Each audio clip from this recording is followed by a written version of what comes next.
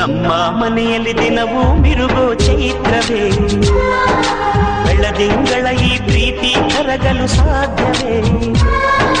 ನಮ್ಮ ಮನೆಯಲ್ಲಿ ದಿನವೂ ಮಿರುಗೋ ಚೈತ್ರವೇ, ಬೆಳದಿಂಗಳ ಈ ಪ್ರೀತಿ ಕರಗಲು ಸಾಧ್ಯವೇ?